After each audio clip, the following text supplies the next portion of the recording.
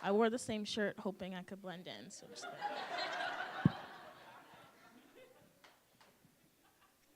okay, so remember that scene in the Titanic where Rose is floating on a door in the middle of the ocean?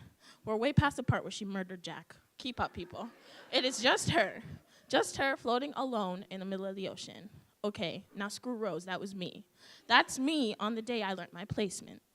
It was about 12 o'clock when Kim called, and she muttered something along the lines of, "Are you free to talk?" And I remember saying, yeah, sure. But in my head, I wanted to say, no, it's 12 o'clock and a girl needs to eat.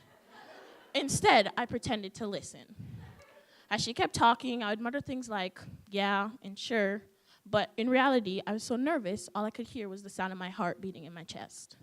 That conversation lasted about 30 minutes, and all I can remember is the first question she asked. So the next time I learned my placementship was Freedom House, and my job task was grant writing. Now, I know what you're thinking. Why would I leave UNH to come to Boston to come grant write? That sounds downright boring. Over the summer, I spent the whole summer freaking out, but it was too late. It was too late to drop out, it was too late to pick courses, and it was too late to find housing. So in reality, I was stuck. I was circling the drains, people. I can't say for sure what happened next, but I made it to Boston. The Sunday night before my work, I stayed up all night. I didn't sleep. I stayed all night planning my escape. Let's just say I clearly failed, which is why I'm standing here today. My first day was rough, to say the least. I was so tired, I decided to take a nap on my lunch break. That day, I learned there's no time for naps in the real world. The second day, I was lost in the middle of Boston, bawling my eyes out. Now, imagine me bawling my eyes out in the middle of Boston. Keep in mind that I'm a very ugly crier, by the way. So I'm going to fast forward a bit to pass all the blood, sweat, and tears that me and my fellow peers have endured this semester. My favorite day was the day I got tasked with working on the audit. Okay, it was really hot in the office, and everyone was freaking out. Everyone but me. I just sat by my desk, scrolling on Facebook. Now, I know what you're thinking, but you don't get to judge me, because that was actually a job title of mine.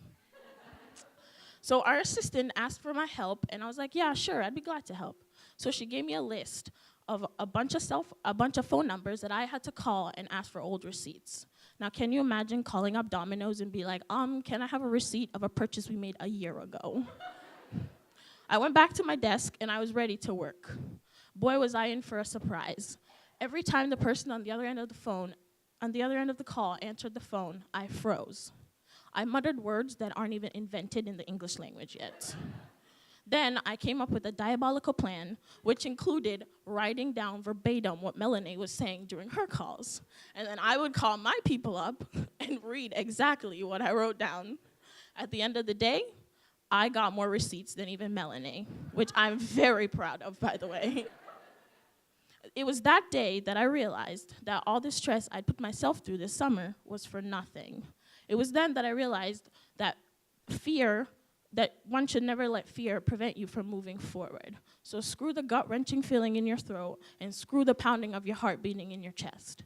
I can't say for sure about all my fellow peers, but I can definitely say that I had the best placement of all.